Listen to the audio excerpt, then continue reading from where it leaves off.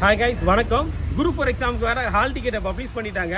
So at the same time எங்கே exam centre அப்படின்னு எல்லாமே பிளான் பண்ணி வச்சுக்கோங்க, பார்த்துக்கோங்க.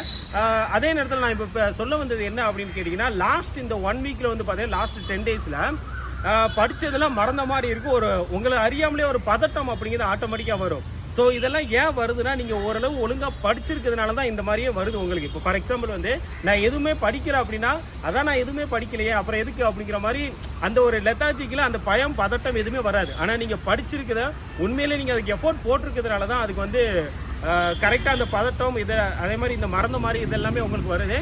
ஸோ இது வந்து நார்மலாக தான், ஓகே, எல்லாருக்கும் வர்ற மாதிரி உங்களுக்கு தான் வருது. இதை வந்து பயப்படாதீங்க. ஆனால் இதை யோசிச்சுக்கிட்டே நீங்கள் ரிவைஸ் பண்ணாமல் மறந்துடாதீங்க. ஏன்னா கடைசி ஒரு 10 நாள் அப்படிங்கிறது ரிவிஷனுக்கு ரொம்ப ரொம்ப முக்கியம். நல்லா ரிவைஸ் பண்ணுங்க. இதுதான் இதுக்கான ஒரே சொல்யூஷன் அப்படிங்கிறது, கரெக்டுங்களா? So at the same time வந்து தமிழுக்கும் மேத்ஸுக்கும் நல்லா ரிவைஸ் பண்ணுங்க. எப்படி ரிவைஸ் பண்ணணும் அப்படின்னு சொல்லிட்டு அடுத்தடுத்த செஷனில் உங்களுக்கு சொல்கிறோம். பண்ணணும் அப்படிங்கிற பர்பஸில் ஸோ வரக்கூடிய சாட்டர்டே வந்து பார்த்தீங்க அப்படின்னா நான் ஸ்டாப் 200 தமிழ் கொஸ்டின்ஸ் வந்து நம்ம கொடுக்க போகிறோம். ஏன்னா தமிழ் அப்படிங்கிற ரொம்ப ரொம்ப முக்கியம். அது ஒரு நாள் மட்டும் கிடையாது, ஒவ்வொரு நாளும் 8 மணிக்கு வந்து பார்த்தீங்கன்னா உங்களுக்கு வந்து ரிவிஷனை பேஸ் பண்ணி ஃபுல் மார்க் டெஸ்ட் அப்படிங்கிறதும் சாட்டர்டேலேருந்து கொடுக்க போகிறோம். ஸோ கண்டிப்பாக யூஸ் பண்ணிக்கோங்க. இது நானும் விஜய் சாரும் சேர்ந்து பண்ண போகிறோம். தேங்க்யூ.